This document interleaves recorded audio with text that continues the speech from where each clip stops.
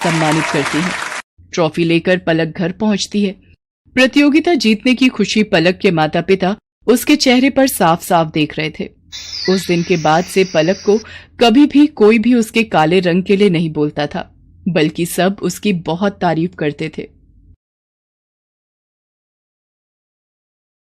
रामलाल अमन कुमार के घर नौकरी करता था। अमन कुमार का बेटा सौरभ एक बड़े स्कूल में पढ़ता था, जबकि रामलाल का बेटा दीपक एक सरकारी स्कूल में पढ़ता था। सौरभ और दीपक दोनों ही पढ़ने में होशियार थे और अपने अपने स्कूल के अच्छे बच्चों में उनका नाम था। देखो पापा, मेरा रिपोर्ट कार्ड मिल गया, मैं क्लास में फर्स्ट आया हूँ। अरे वाह सौरभ, मुझे पता था मेरा बेटा इस बार भी क्लास में फर्स्ट आएगा। अरे रामलाल, दीपक भी तो अपनी क्लास में फर्स्ट आया है ना? अभी कुछ देर पहले ही वो भी अपना रिपोर्ट कार्ड दिखा रहा था। जी साहब, वो भी अपनी कक्षा में अव्वल आया है। पापा, सरकारी स्कूल में पढ़कर तो कोई भी फर्स्ट आ जाता है, वहाँ की पढ़ाई तो बहुत आसान है।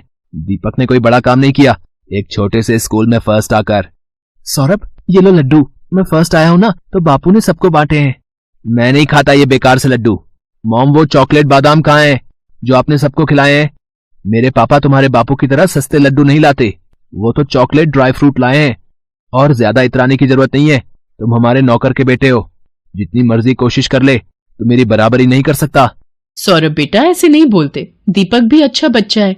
मॉम, मुझे दीपक एक आंख नहीं भाता, मेरे सामने पापा उसकी तारीफ करते रहते हैं, मुझे बिल्कुल अच्छा नहीं लगता। मैं कपिल के घर खेलने जा रहा हूँ। सौरभ को दीपक से नफरत थी। दीपक भी उसकी तरह पढ़ाई में बहुत अच्छा था। ये बात सुनकर सौरभ और गुस्से में आ जाता है। सौरभ कपिल के घर खेलने चला जाता है। क्या हुआ सौरभ, आज तू बड़ा गुस्से में है? मैं दीपक से नफरत करता हूँ। आज मैं जब पापा को अपना रिपोर्ट कार्ड दिखा रहा था तो दीपक ने भी अपना रिपोर्ट कार्ड दिखाया, वो भी मेरी तरह फर्स्ट आया है। फिर तुम ही बताओ, फिर पापा उसकी भी तारीफ करने लगे, वो हमारे नौकर का बेटा है, ये बात मुझे उसे समझानी होगी। अरे तू चिंता क्यों करता है, सब ठीक हो जाएगा। अच्छा सुन, कल दोपहर में सारे दोस्त गेम में पैसे लगा रहे हैं, तू कितने लगाएगा? मेरी तरफ से 200 रुपए लगा दे। अरे तू फिर से अपनी मम्मी के बैंक अकाउंट से 200 रुपए लेगा तो तेरी मम्मी गुस्सा नहीं करेंगी? मेरे पापा बहुत रिच हैं, मेरे पास पैसों की कमी नहीं है।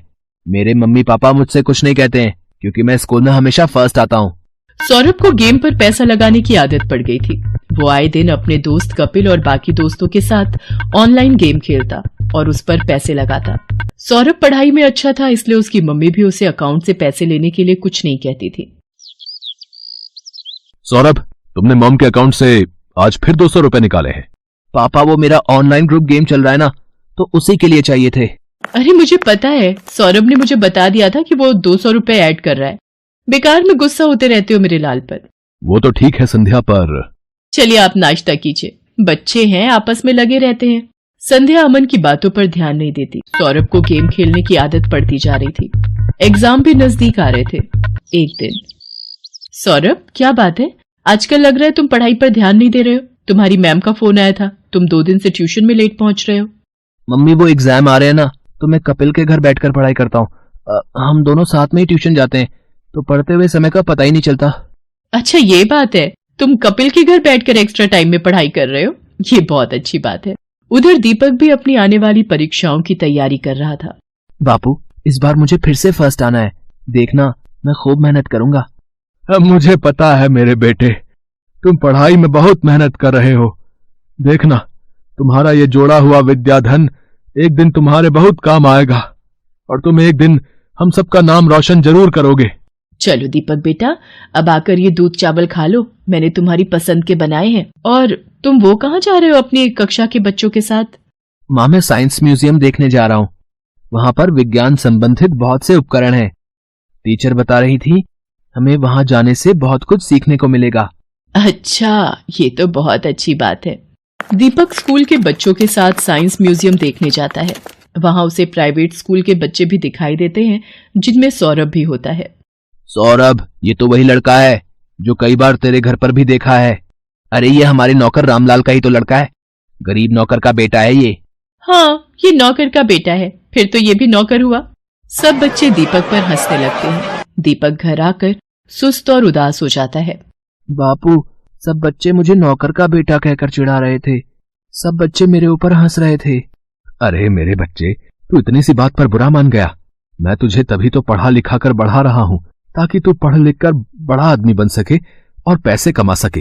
रामलाल की बातों को सुनकर दीपक में हिम्मत आ जाती है और वो खुश हो जाता है और खूब मन लगाकर पढ़ाई करने लगता है।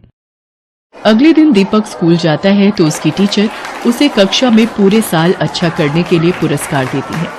दीपक ने पूरे साल बहुत मेहनत करके अव्वल स्थान पाया है, इसलिए दीपक को स्कूल की तरफ से कक्षा में best student of the year का अवार्ड दिया जा रहा है। और मैं जानती हूँ कि फाइनल एग्जाम जो आने वाले हैं, दीपक उसमें भी फर्स्ट क्लास पास होने की पूरी कोशिश में लगा होगा। Thank you ma'am. सब बच्चे तालियां बजाकर दीपक की प्रशंसा करते हैं। घर आकर दीपक अपने बापू और माँ को सारी बात बताता है। अरे वाह, ये तो बहुत सुंदर पुरस्कार है। जीते रहो मेरे बच्चे।